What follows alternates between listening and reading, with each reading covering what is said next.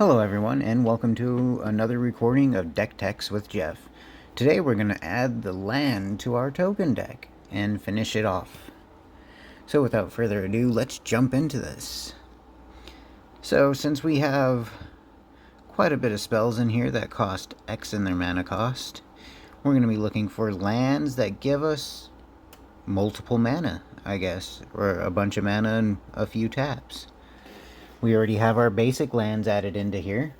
So, what better way to ramp mana using mana than the Urza lands, right? So we got Urza's Tower.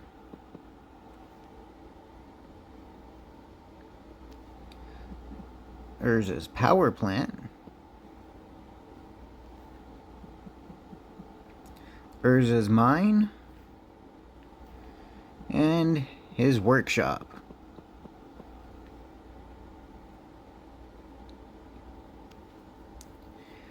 So, the only other lands I can think of that do something similar to that would be the Locust lands. And with that, we have Cloudpost.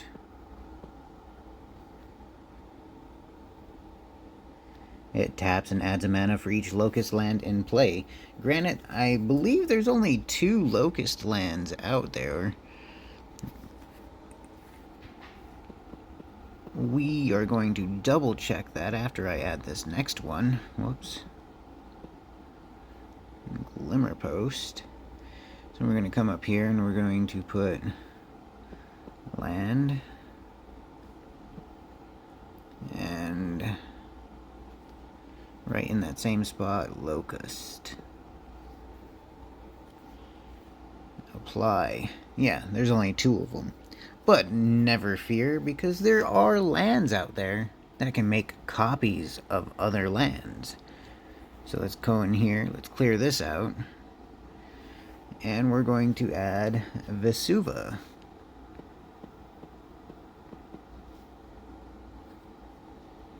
Enters the battlefield as a copy of any land on the battlefield. I mean, if you have parts of the Urza land, like the Workshop out plus the other ones, I would honestly copy the Workshop, but the Locust lands would help out too. I mean, you could copy, what was it, the Cloudpost? It taps for 1 for each Locust land, so then that's 2 and 2 on each land.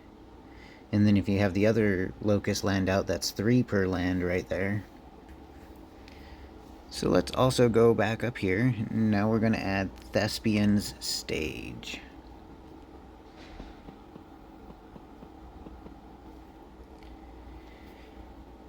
Taps for a colorless. You can pay 2, tap in, it becomes a copy of target land, except it has this ability. So you can just make a copy of whatever land, and then as you put better lands out, make it into copies of that. See, great way to change it up. Now, since we are running a 5-color deck, I personally believe there is no better way to fix the color mana ratio than to use the pathway lands.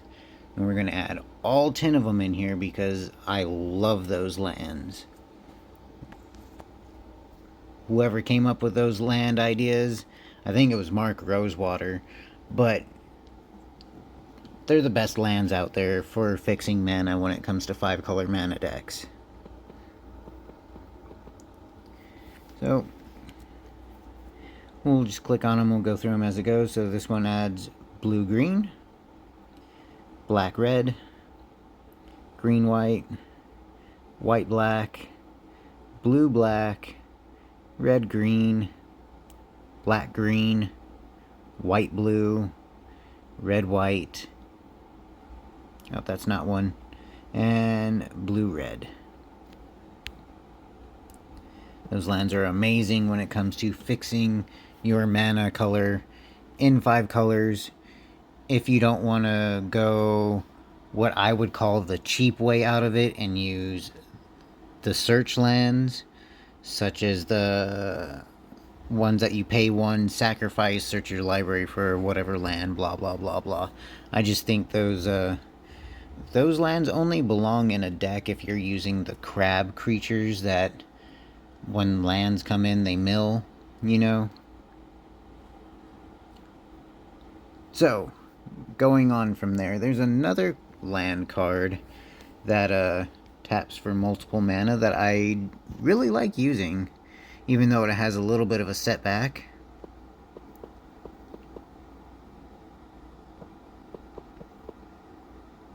It's a Temple of the False God. Tap, add 2, activate only if you control 5 or more lands.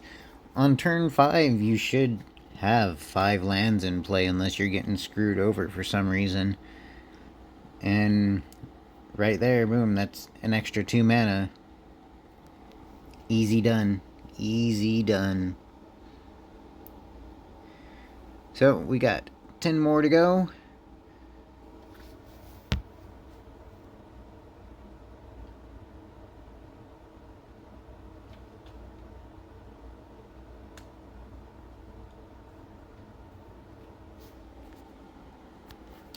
And, I believe we got 10 more to go. Let's go in here and look down here. Got 30 lands? Yeah, we gotta add 10 more. So, since we do have 2 of each of the basic lands in here, let's use the check lands. I really like those because there's not too much of a setback unless you don't have a basic land type in play, but I still really like using the check lands. They're a great way to fix mana for 5 color decks, and there's 10 of them. 1 for each color combination. So let's go in and add those now. We're going to start with the Woodland Cemetery.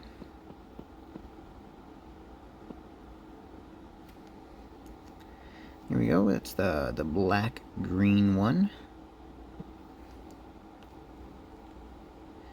And then the Sun Petal Grove. It's the green-white one.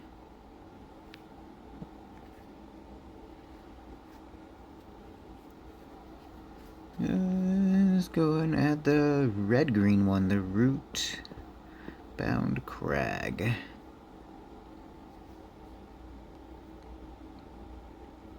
And from there, let's add the black-white one, so the Isolated Chapel.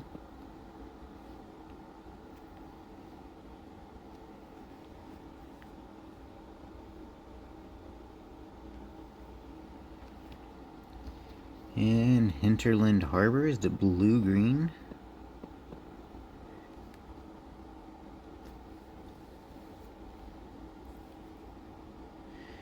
Glacial Fortress is the blue-white.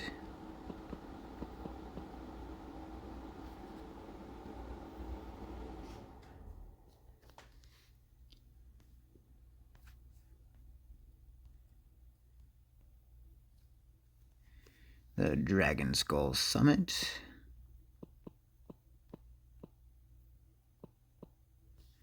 It's the black-red one.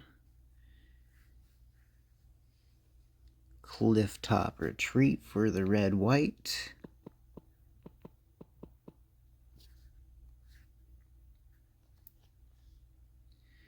The Drowned Catacombs for the black-blue.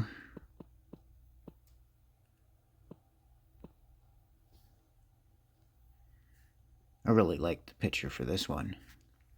Like, they have multiple pictures, of course, like stuff like that.